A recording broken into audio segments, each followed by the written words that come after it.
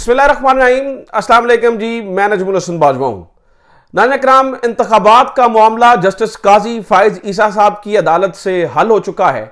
यह जस्टिस काजी ईसा की अदालत से इमरान खान को मिलने वाला पहला रिलीफ है। यानी कि इमरान खान की ख्वाहिश थी कि कुछ भी हो जाए, इलेक्शंस होने चाहिए, तो जस्टिस काजी फाइज ईसा से की अदालत से इमरान खान के लिए कोई सबसे बड़ी खबर थी तो वो यही थी। आज भी समात के अंदर जो है ना वो बहुत सारी चीजें हुई। समात के अंदर जस्टिस काजी फाइज ईसा साहब ने यह भी कहा कि जनाब अगर अब भी किसी को तशवीश की किसी ने बात की तो उसके खिलाफ कार्रवाई की जाएगी।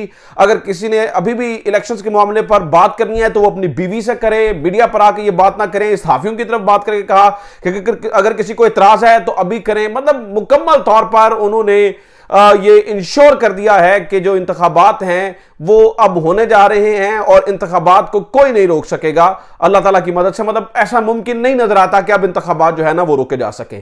ये थी पहला बड़ा रिलीफ, ये थी पहली बड़ी खुशखबरी जो कि इमरान खान को काजी फाइज ईसा की अदालत से मिली थी। नाज़रीन किराम, अब मैं आपको खबर दे रहा हूं कि दूसरी खुशखबरी के लिए तैयार हो जाइए, दूसरी मुबारक के लिए तैयार हो जाइए, और वो भी काजी फाइज ईसा साहब की अदालत से।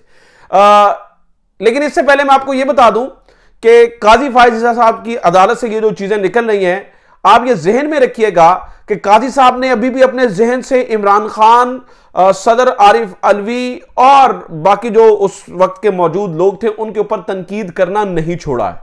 वो अब भी शायद अपना पुराना रंज, पुराना गम अपने सीने में छुपाए फिर रहे हैं, लेकिन काजी फाइज ईसा साहब की मजबूरी है यहां पर रिलीफ देना। ऐसा क्यों है? इमरान खान के लिए दूसरी मुबारक क्या है? काजी साहब क्यों मजबूर हैं इमरान खान को रिलीफ देने के लिए? आज इसी मौजू के ऊपर जो है ना वो मैं तफसीलात कुछ आपके सामने रखूंगा। नाज़रीन इकराम, ये सब कुछ होता रहा। काजी फाइज ईसा साहब की अदालत से जो है ना वो इलेक्शंस का मामला जो है ना वो चलता रहा। अचानक आपको पता है कि कल जब तारीख का मामला हुआ तो बहुत सारे लोगों के कान खड़े हो गए कि ये अचानक कैसे हुआ। इन पूरी सूरत हाल में हमने एक खबर को मिस किया, और वो जो जिस खबर को हमने मिस किया वही असल खबर थी। खबर हमने ये मिस की कि आईएमएफ का जो वफ्द है वो पाकिस्तान में आ चुका है।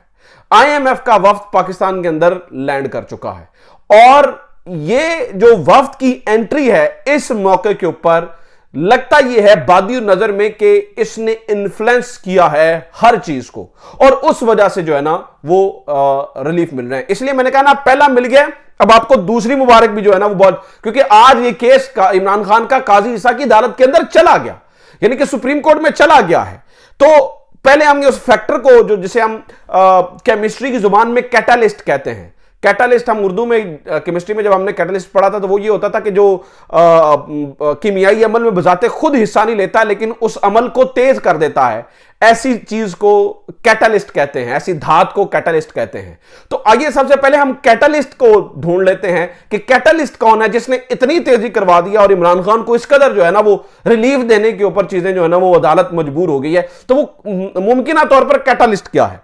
वो मुमकिन तौर पर कैटलिस्ट, नाज़रीन किराम, उस मुमकिन कैटलिस्ट के बारे में एक्सप्रेस ट्रिब्यून ने आज खबर छापी है, और शहबाज राना साहब ने यह खबर दी थी। वो सुने जरा वो खबर क्या है।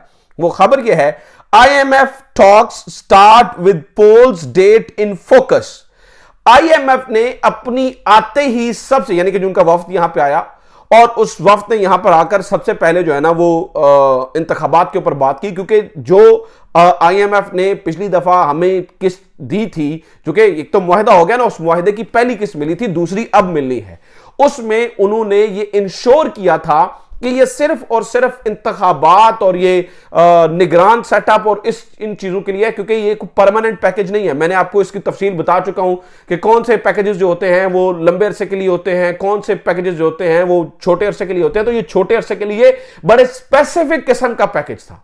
तो आईएमएफ ने इसके ऊपर जो है ना कुछ शराइत भी रखी थी। एक तो ये था कि जनाब ये इंतखाबात, और दूसरा ये था कि पॉलिटिकल स्टेबिलिटी, और पॉलिटिकल स्टेबिलिटी आएगी, ऐसे तो नहीं हो सकता कि एक पार्टी को आप जो है ना वो खुड्डे लाइन लगा दें और खुड्डे लाइन लगाकर आप पॉलिटिकल स्टेबिलिटी लेकर आने की कोशिश करें, ये नहीं हो सकता। तो जो लिखा उन्होंने, यानी कि जो एक्सप्रेस ट्रिब्यून ने लिखा, मैं जरा कोट एंड कोट आपके सामने पढ़ दूं, आपको अंदाजा हो कि ये मामला कितना सीरियस है। तो एक्सप्रेस ट्रिब्यून ने लिखता है, the international monetary fund on Thursday inquired the Pakistani authorities about next general elections as well as the functioning of Special Investment Facilitation Council, the two most crucial issues that affected the country's political and economic landscape. अब IMF ने ये कहीं पर नहीं कहा कि आप सिर्फ इलेक्शंस करवा दिए। आईएमएफ ने ये किस्त इसलिए दी, और इस किस्त की बड़ी जरूरत है पाकिस्तान को, वो इसलिए दी कि पाकिस्तान के अंदर जो है ना वो पॉलिटिकल स्टेबिलिटी आ सके। और पॉलिटिकल स्टेबिलिटी ऐसे नहीं हो सकता जिसे मैनेज्ड और रिग्ड इलेक्शन से पॉलिटिकल स्टेबिलिटी नहीं आ सकती। तो आईएमएफ और इससे पहले यूरोपीय यूनियन ने भी बात की थी, और बाकी दुनिया की ताकतें, दे विल इंश्योर देश के चीजें जो है ना वो स्मूथ जाए। इसीलिए ये जो पूरा आपको अमल के अंदर कैटलिस्ट नजर आ रहा है वो ये आईएमएफ का विजिट है, जिसने चीजों को एकदम से जो है ना वो तेजी लगाई है। तो मुमकिना तौर पर जो काजी फायज साहब की अदालत के अंदर जो आपको अभी तेजी नजर आ रही है, मुमकिना तौर पर उसका असर ये आईएमएफ का वफ्द भी है। दूसरा, अब दूसरी बात सुन लीजिए कि मैं इसी बुनियाद के ऊपर जो है ना वो ये कह रहा हूं कि दूसरी खुशखबरी भी तैयार है। वो क्या? क्योंकि अभी आईएमएफ का वफ्द इधर है और कोर्ट के अंदर इमरान खान की एक पिटीशन चली गई है, और वो है साइफर केस के अंदर जमानत की, जिसे इस्लामाबाद हाई कोर्ट ने मुस्तरद कर दिया। अब यह मामला चला गया है सुप्रीम कोर्ट के अंदर।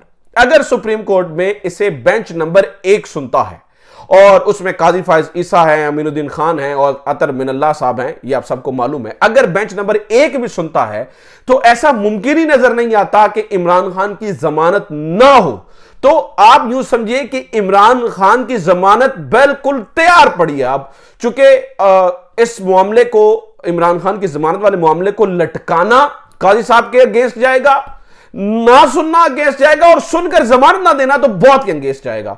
तो यह मुमकिन नहीं है। लिहाजा काजी साहब के लिए थोड़ी सी जो है ना वो ये मजबूरी जो है ना वो बनी हुई है, और वो मुझे लग रहा है कि चीजें जो है ना वो राइट डायरेक्शन के अंदर चली जाएंगी। अब एक और खबर सुन लीजिए आप, वो और मजेदार खबर है। वो ये है कि कल रात, जो सुबह मैंने आपको खबर दी थी कि जो चीफ इलेक्शन कमिश्नर हैं वो ये कह रहे हैं कि बैलेट पेपर के ऊपर बल्ले का निशान जो है ना वो जरूर होगा। और इस बल्ले के निशान वाली खबर के बाद दंदल पड़ी हुई है उन लोगों को जो पाकिस्तान तहरीक इंसाफ छोड़ के चले गए। अब उनमें से बहुत से लोग जो है ना वो ट्वीट कर रहे हैं कि मुमकिन ही नहीं है बल्ले का निशान ना हो, बल्ले का निशान हो। जैसे कि कर्नल हाशिम डोगर साहब ने कहा यह मुमकिन नहीं है, क्योंकि शायद जो इन्हें गारंटियां दी गई थी और इन्हें कहा गया था कि बल्ले का निशान नहीं होगा, अब इनको अचानक से दंदल पड़ गया कि ये तो बल्ले का निशान आ रहा है। तो यानी कि इनकी सारी उम्मीदों पे पानी फिर गया। एक और खबर नाज़रीन किराम ये है कि शाह महमूद कुरैशी साहब से मुज़ाकरात की खबर है। अदनान आदिल साहब ने इस खबर को ब्रेक किया है। बहुत सारे लोग इसे मुख्तलिफ कॉन्टेक्स्ट में ले रहे हैं कि शायद शाह महमूद कुरैशी साहब से इंडिविजुअल मुज़ाकरात हो रहे हैं। मैं चूंकि अभी मुज़ाकरात की तफसीलात सामने नहीं आई और नहीं पता चला, मुमकिन तौर पर अस्पताल के अंदर ये मुज़ाकरात हो रहे हैं जहां पर शाह महमूद कुरैशी साहब को जो है ना वो लेके आया गया है। तो यहां पर नाज़रीन किराम मैं ये समझता हूं कि अगर मुज़ाकरात हो भी रहे हैं तो मुझे लगता है कुरैशी साहब पार्टी की सतह के ऊपर मुज़ाकरात कर रहे होंगे, क्योंकि अगर इंडिविजुअली उन्होंने टूटना होता तो वो कब के टूट चुके होते, लेकिन अभी तक वो नहीं टूटे। इसका मतलब है कुरैशी साहब जो है ना वो इंडिविजुअल लेवल पर नहीं बल्कि पार्टी की सतह के ऊपर बात कर रहे हैं। तो अगर कुरैशी साहब से जो है ना मुज़ाकरात हो रहे हैं तो ये तो बहुत अच्छी बात है और ज़बरदस्त बात है। सो ये अब तक की खबरें, उम्मीद करता हूँ ये वीडियो आपके लिए इन्फॉर्मेटिव रही होगी। अपना ख्याल रखिए। खुदा हाफिज़। पाकिस्तान जिंदाबाद।